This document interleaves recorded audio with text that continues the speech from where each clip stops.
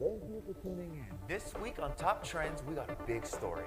Tour of the Tech Giant is all talk of Reddits and subreddits. Apparently, leaked financial documents have crowds talking and speculating about Giant merger. Team meeting, right now.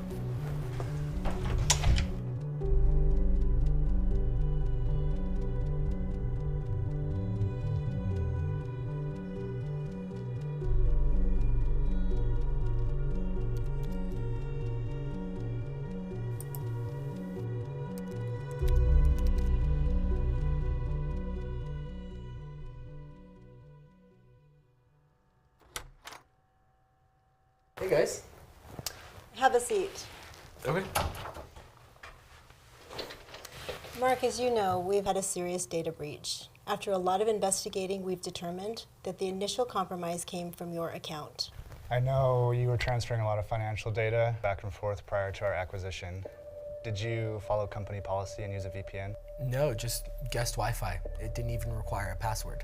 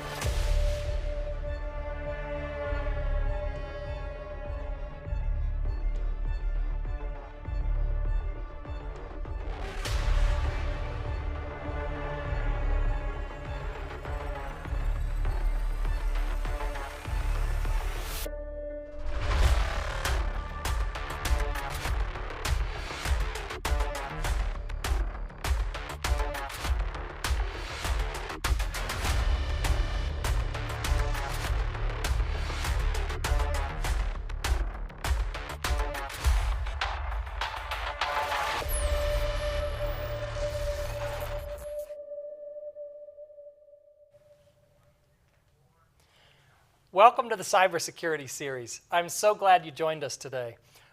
I have to admit I'm still laughing at our poor friend Mark from the opening video segment. If you've seen our other episodes, you'll know that this was the predictable result of his unfortunate online behavior.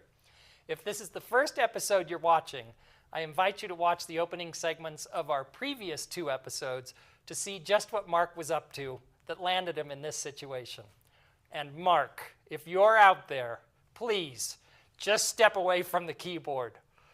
If Mark is our mascot of what not to do, during this episode we'll introduce you to Earl, who is the superhero of incident response. He was mentioned in one of the promo videos the studio team put together and left a lot of people asking, who's Earl? Stay tuned, you will meet him soon. Today we'll be talking about incident response, which is one of the most exciting roles in cybersecurity. Our guest will give us an insider's look at what it's like to be a first responder to a cybersecurity incident and how Microsoft's detection and response team is on the front lines of that effort. We'll take a peek at some of the common events that are creating security incidents today, get some sage advice on how to prepare for cyber incidents, and hear some great career advice before we wrap up with a live Q&A session. So please feel free to enter your questions in the chat as we go along. With that, I'm delighted to introduce today's guest, MacKenzie Brown. With over a decade of experience in cybersecurity, MacKenzie is an incident manager for Microsoft's detection and response team, known by its acronym as DART. Her technical and research experience help her provide proactive and reactive cybersecurity support and crisis management to Microsoft's customers around the globe.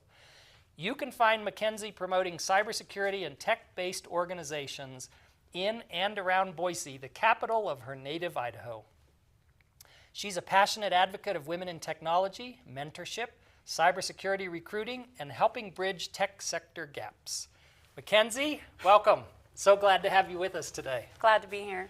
So, by the way, I have to say a special thank you because you endured the longest flight delay for the shortest flight coming from Boise to Salt Lake City.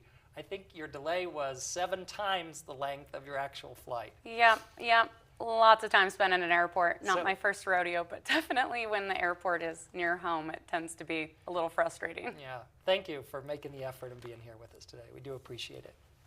So in this first segment, we'll talk a little bit about some of the great stuff you do in your role as an incident manager, also some of the great stuff that Microsoft is doing. Before I get to some of those questions, though, your title is Incident Manager, and the title of this episode is Incident Response. Both of those have the I word in there, which is not used trivially. Incident. Can you just give us an idea of what the industry refers to when we talk about incidents?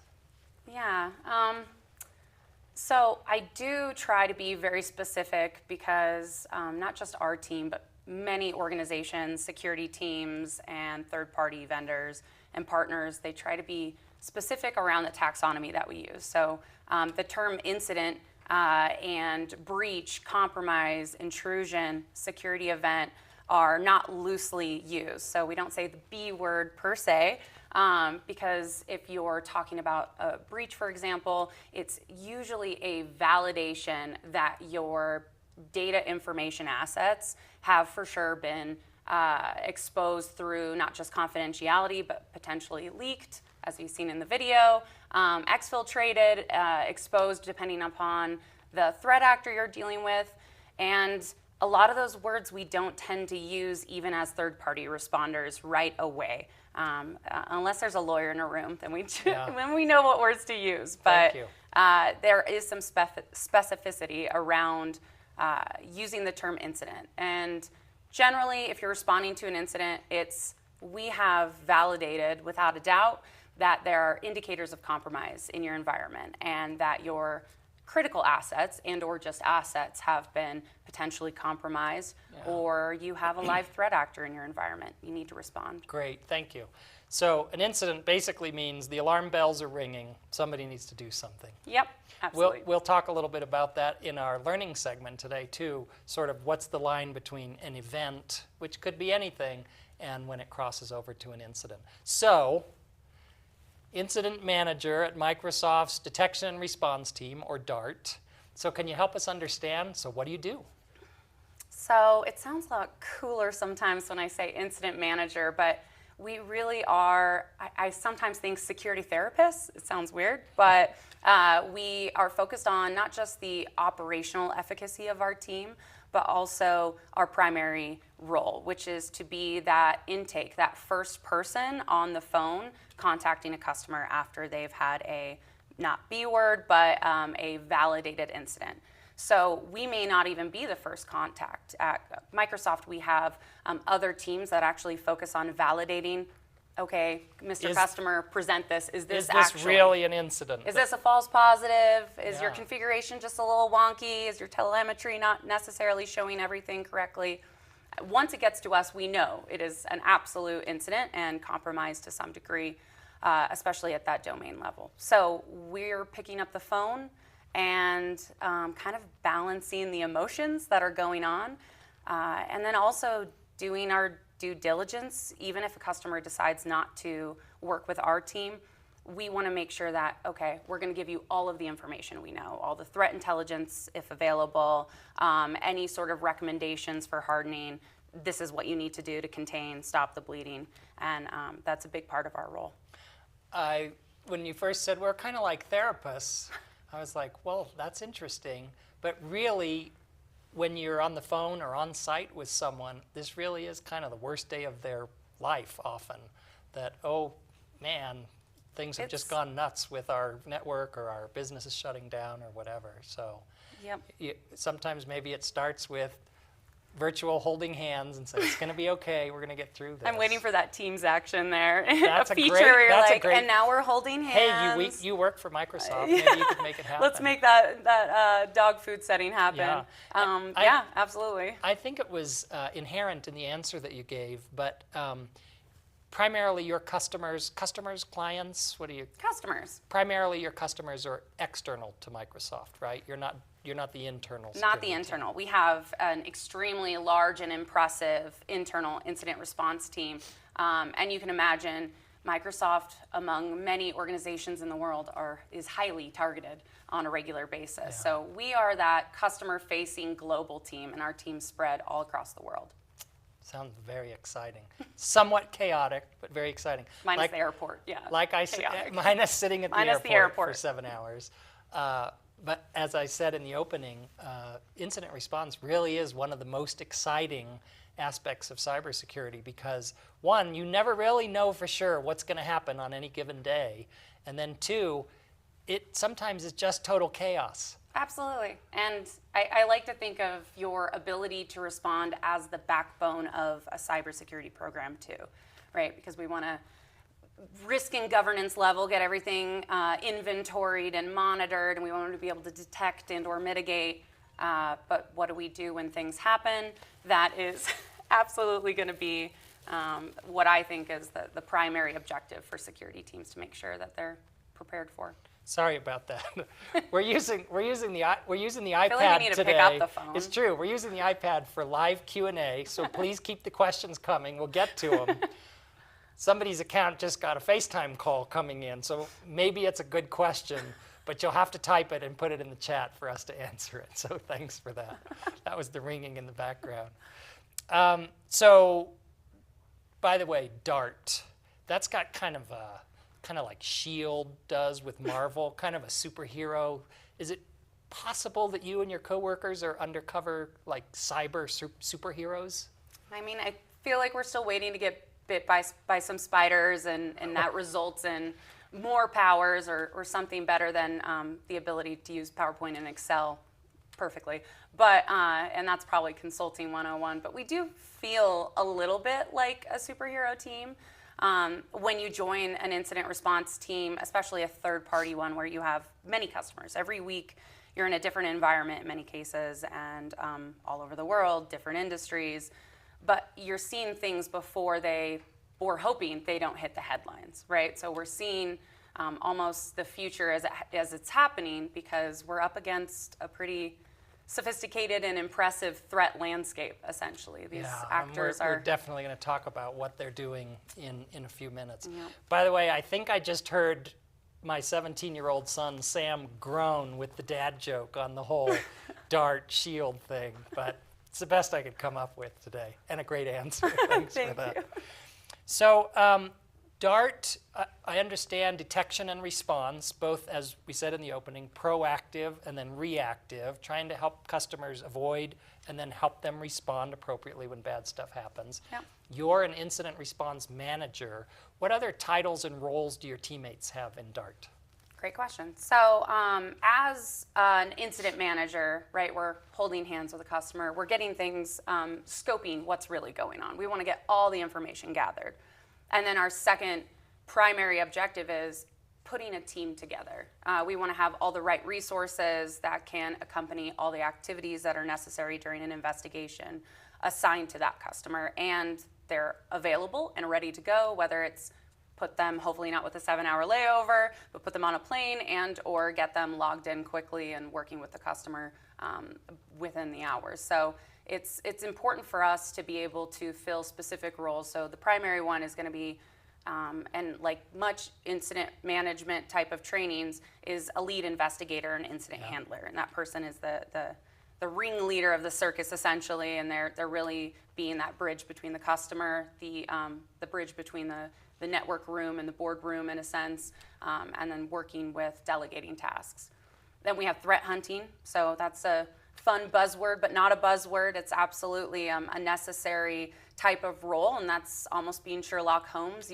Everyone on our team is trained in it. Some people are much better at it, and because it comes naturally. Yeah. It's pivoting between what you find, leads and indicators, and knowing which way to turn. And as they find these leads, it could be a system that's been compromised. Then we have forensic and endpoint analysts who pull it apart and look and see exactly what happened on that machine, so we can get root cause. Yeah. First of all, on threat hunting, I think looking for indicators of compromise, known indicators of compromise, but I'm also fascinated by that field of trying to discover the undiscovered every day. Yeah. Searching for the elusive zero-day vulnerability that nobody else knew about, and and then jumping on it right away. Right, looking through a lot of data, a lot of data I sets. think, yeah, that's maybe the part that convinces me that it's not for me.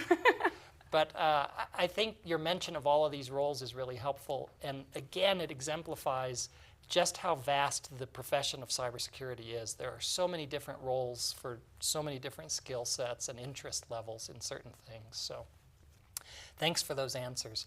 I think this gives us a good foundation to move into our learning segment today, where we'll learn about some of the nuts and bolts of what actually occurs during the incident response process. And finally, for those who have been asking the question, who is Earl? So let's go ahead and roll that. To better understand incident response, we've asked Earl to give us a hand.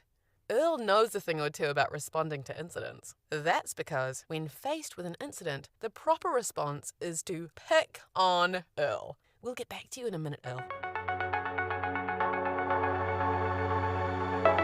Before we talk about how we respond to a security incident, we need to define what a security incident is. The National Institute of Science and Technology defines a security incident as an occurrence that actually or potentially jeopardizes the confidentiality, integrity, or availability of an information system or the information the system processes, stores, or transmits. In other words, a security incident is any event that endangers or threatens to endanger our data, our networks, or our devices. Cybersecurity professionals commonly deal with multiple security events every day. The challenge is deciding whether an event is a harmless occurrence or evidence of a harmful security incident. For example, is a failed account logon simply the result of a user who forgot their new password? Or is the failed account logon evidence that someone is attempting to gain unauthorized access to our network through a brute force attack? Once we've classified a security event as an incident, it is time to respond. Incident response is like a fire station when the fire bell rings. Rather than jumping into fire trucks when the bell rings, it is time to pick on Earl. Pick on Earl represents an acronym, PIC on ERL, that reminds us what a well-executed incident response looks like. Preparation includes policies, procedures, planning, and practicing how we respond to security incidents. The first three letters of preparation, PRE, remind us that this important step needs to be completed pre-incident. Identification includes the process of determining whether a security event is a harmless anomaly or an incident in need of response. It also includes determining what kind of incident we are dealing with. Once we have properly identified an incident, we need to contain it. Containment may include things like eliminating account access, killing a process, or even unplugging network or power cables. The most important aspect of containment is to stop the malicious activity from spreading. After containing the damage, we need to eradicate or eliminate any malicious artifacts that have entered our system. Eradication sometimes includes things like wiping drives and restoring data from a backup, eliminating or reconfiguring access, applying patches, or replacing devices. After eradication, recovery begins. This is when we bring our networks and devices back online and resume safe operations. During recovery, we should monitor our systems very carefully, keeping an eye out for anything out of the ordinary or any evidence that malicious access or artifacts have returned. The final step is to review what lessons we learned from the incident response process. The best incident response procedures include a written report of what happened, how we responded, and recommendations for avoiding a repeat of the incident. These reports should be reviewed together by security and business teams, and relevant learnings from the report should be incorporated into our preparation to make us more effective at combating future incidents. Thanks for walking us through our incident response, Earl, and thanks for letting us pick on you whenever we have a security incident.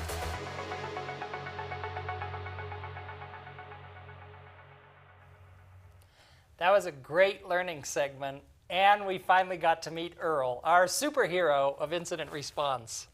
So I know my son might be groaning yet again, but it helps us get the point across. And those are great, important steps. The one thing that really stood out to me, and it was called out in the video, was it all starts with a plan. And if we don't have a plan, well, it's a plan for disaster, as the saying goes.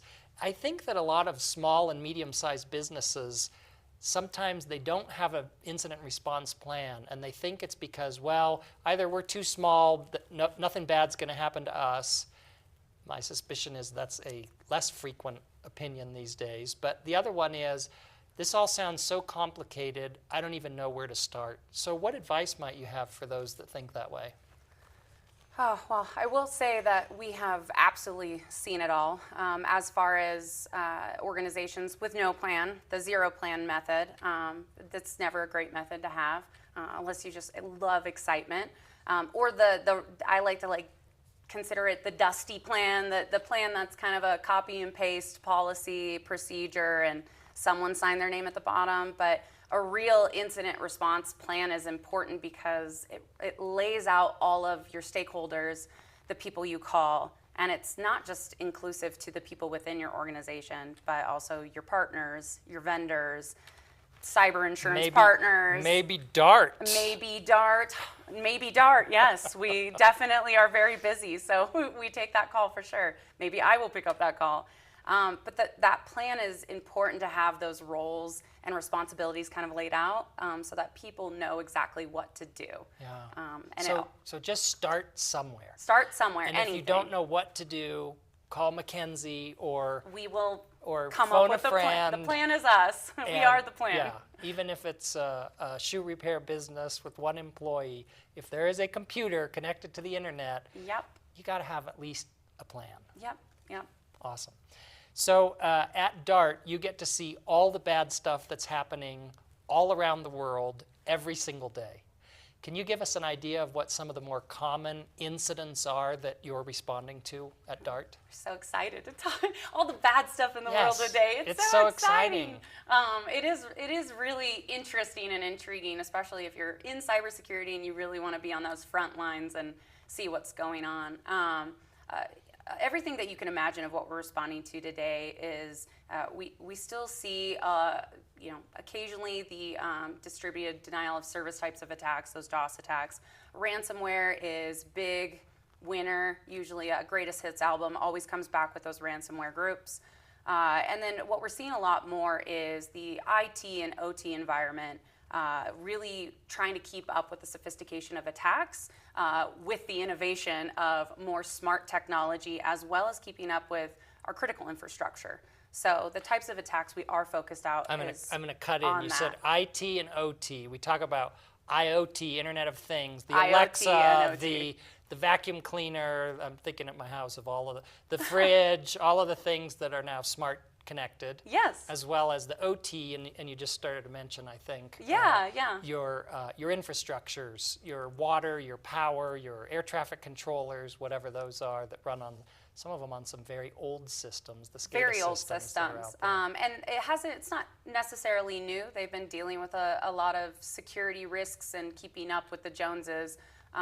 But it is a big deal, as we've seen in the past couple years, where you see counties and states and countries impacted with that trickle-down effect of a power company going out or having issues, or a water company being potentially targeted and operationally affected. So critical infrastructure is a big thing that most security companies are trying to focus on from an incident response side.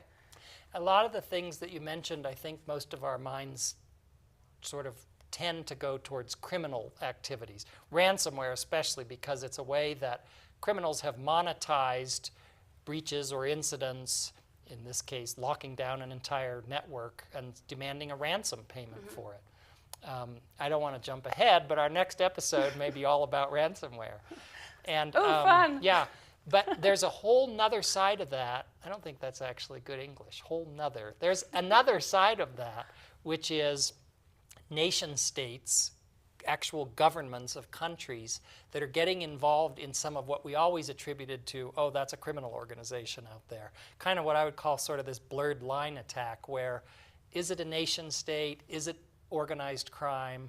And the answer sounds like is yes. Yes. Yeah. There's certainly a criminal ecosystem of what we refer to, and the state of cybercrime as a whole. There are a lot of criminal organizations out there, and they even morph into new organizations. But these nation-state-based cyber threat groups are certainly ones we track from a threat intelligence side. So not just Microsoft, but on our team also. That's something we have to keep a pulse on what's going on, because we see a lot of this fun intermingling on the dark web of criminal orgs being hired out for ransomware as a service, or initial access as a service is a big one, taking over cloud environments, but they get hired out by nation-state threat groups. You just mentioned access as a service, or initial access as a service. Initial access, that's brokerage, really interesting, because I was about to say, so we talk about all these incidents, which is sort of the end of the road where the bad things finally demonstrate themselves. But they all start with somebody gaining access to a device or a network who wasn't supposed to be there in the first place. There's sort of this, checklist. Step 1, gain access to the network. Step 2, look around. Sometimes we talk about privilege escalation and all that. But basically, once you're through the front door, try and decide, what is it that I'm actually going to do now that I'm here? And from what you're saying is, we used to hear about, people sell credentials online, usernames, passwords. But now they're selling, hey folks, not only am I willing to sell you usernames or passwords, I've actually accessed this network. I've checked step 1 for you, and I'll just sell you the access, ready-made access. That's almost a little frightening, MacKenzie. And that blurred line adds to the sensitivity of incident response. We went through the whole life cycle earlier, and really what does it mean to recover your environment is so imperative nowadays, because if they were able to take data or take all of the credentials from all of your user accounts, map your network, anything from a reconnaissance side, and they're selling that, or drop persistent mechanisms, backdoors, where they can sell that access, that is a part of that ecosystem we're certainly concerned about and trying to keep up with, really. So you can recover your environment, but you need to make sure you're fully recovering your environment, because you could get hit again. So going back to that initial access, are there trends that you see, what we sometimes refer to as attack vectors or even entry vectors? Are there trends that you see that the bad people are using to get into those networks? Yeah, they're probably the least, sexy, exciting type of Avenger trends, unfortunately. They're still the same old thing, right? We're talking about phishing campaigns, probably more targeted phishing, and especially when an attacker is in an environment focusing on spear phishing, so it's coming from legitimate credentials. So that's still very prevalent today, but honestly, a very top one is misconfiguration of your environment in general, and you're not patching. So unpatched, not keeping things up to date. Yep, unpatched systems, wide open, even VPNs without authentication, and ultimately just thinking about your assets that are internet connected and facing. Those can be easily picked up, whether it's by a threat actor or some kid playing on Shodan. This is definitely something mostly normal and basic that we like to promote, and still, in so many cases, email-based entry through, Bob in the accounting department that just has to click on the cute kitty video or whatever it is.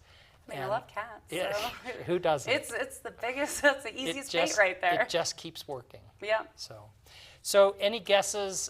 Does Microsoft put anything out that helps us sort of anticipate what the future brings for incidents? Yeah.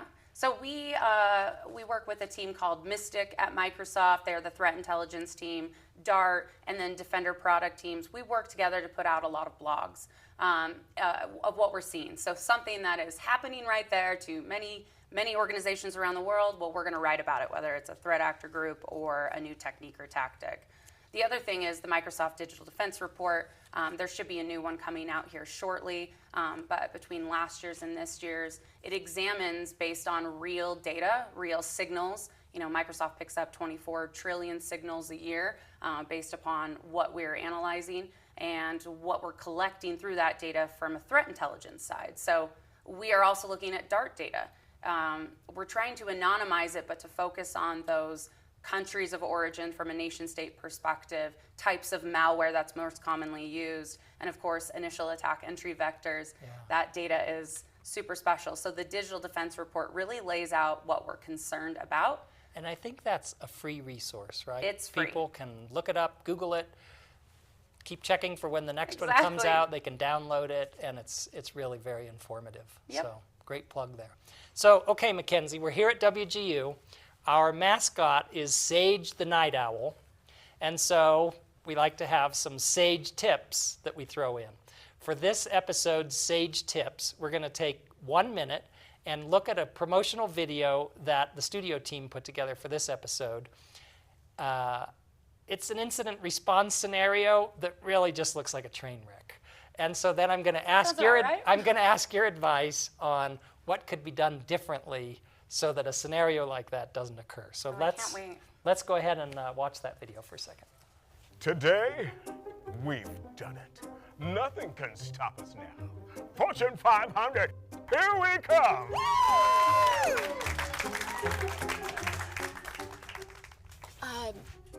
We're being hacked? Execute the plan. Right, yeah. Sorry. What plan? There is no plan? We're ruined! Help! We need a firewall! Highly paid leadership has us under control. We need Earl. Who's Earl? Where is Earl? There is no Earl! You don't have to be a cybersecurity expert to have a plan, but you do need a plan.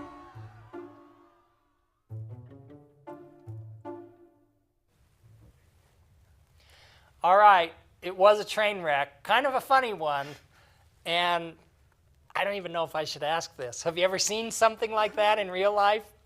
I think we think that's what's going on before they call us. Okay. The calls can be very quiet, like, we don't really want to tell you what emotional things have just happened in this conference room. But yeah, that's probably pretty accurate. So to avoid the train wreck scenario, for our sort of best practices or sage tips, what do you got?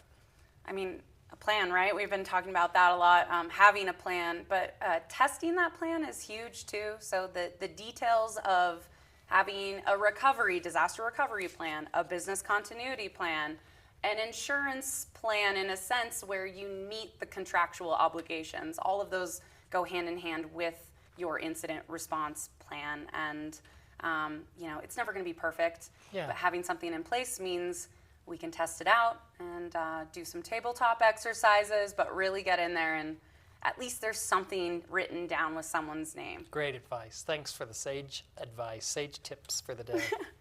Okay, I've really been looking forward to this last segment before we get to our live Q&A, and that is career advice. I know that you took something of an unorthodox route into cybersecurity and incident response. Do you mind sharing briefly your journey with us? Yeah, happy to. It is very non-traditional and unorthodox for sure. I went to college and didn't really know what I wanted to do, and never knew that cybersecurity was an option. So I had a great mentor from day one when I was able to get a fabulous IT support job to usually just pay rent. That's most college kids. Yeah. But he dropped NIST 853 on my desk and said, I need help with an audit. You seem qualified enough. And also said you should consider a career in cyber. So I went more of a certification route and self-training and working my way up. And I've been in many different careers between public and private sector, but research and development of frameworks and technical writing, a lot of proactive security program building, security operations, looking at a dashboard all day. I mean, I've experienced it a lot, and now incident response that while it's unorthodox, if I could do something differently, it would have been finish college. Then again, past Mac didn't have the options of what we see in curriculums today, having cyber programs. That's huge. And I don't even remember that being a thing, let alone STEM talked about like it is today when I was a kid. Yeah, thanks for sharing that. The cybersecurity profession is so broad, and you have worked in several aspects of it before you ended up in incident response. What advice do you have for people who say, I think I want to work in cybersecurity, but I'm not even sure what I would do? Well, it's so broad. I mean, I mentioned a few roles on our team just for incident response, but they go further than that. We have developers on our team, we have reverse engineers, we know threat intelligence experts, there's security analysts for the operational side, pen testing and red teaming. There's so much to do. My advice would be not just like pick one, but start somewhere.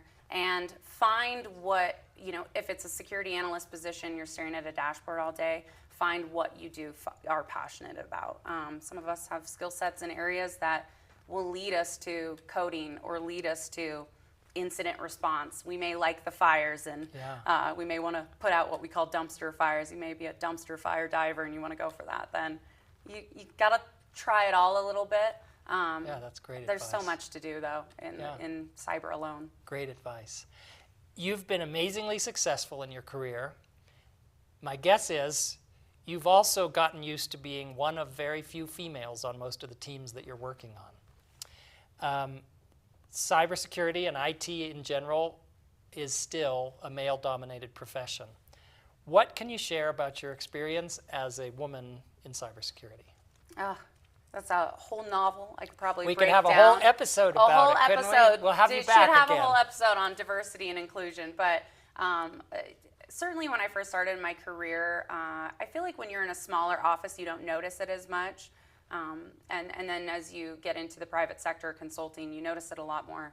You go to conferences and events, you certainly see that 25% stand out. And at first it bothered me and it made me uncomfortable, but then I started to learn from it. I started to be more aware of my imposter syndrome. But most importantly, I started to change my perspective on diversity and what it means. Starting with getting more women into the field is that first step, but evolving past that is also diversifying educational backgrounds, cultures, things that we need that collectively improve a group's ability to work on something and collaborate. A couple of things I'd like to reiterate. One, you mentioned diversity, not just sexual, gender diversity, but also that diversity of perspective, that the different backgrounds that people bring with them, as well as some of the different educational perspectives bring. It adds a level of creativity that we really do need in the field. Yeah. Second topic that you mentioned imposter syndrome. And I've heard from some other women who say, we're already sort of feel like we may not fit in because there's all these men on the team and not so many women.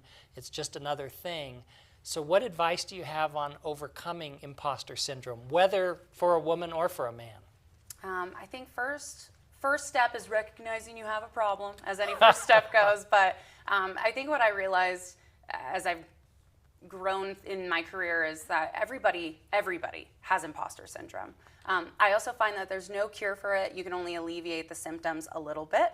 But if you can get tabs on it quickly, it keeps us humble, it keeps us confident at times, it keeps us on our toes, and then it allows us to improve. So there's probably a good side to imposter syndrome as much as it is a negative thing as well. But everyone has it for sure, and asking those questions.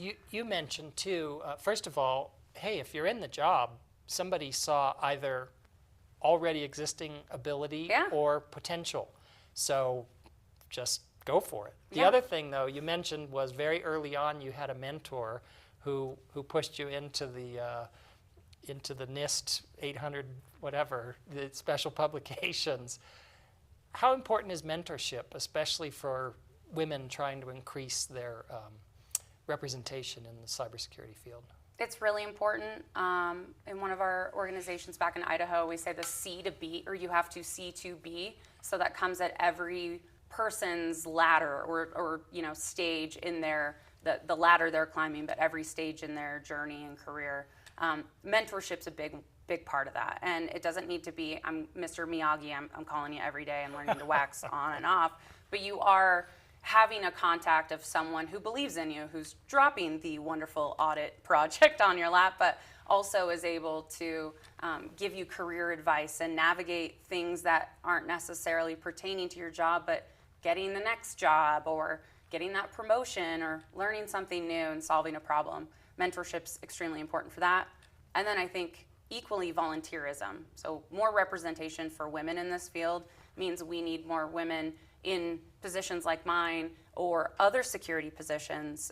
You could be security marketing, you could be in security recruitment, you could be in development and coding. Getting out there and talking to younger women, so high school level, college level, helps find accounting people and getting them into our career, finance and business people, really diversifying education, but inspiring the younger generation that there's options. Yes, I think you really nailed it. We need to build cybersecurity into even elementary school curriculum. Yeah. So we talk about STEM, but cybersecurity as part of that, especially because all of these kids now are growing up on an interconnected life, really.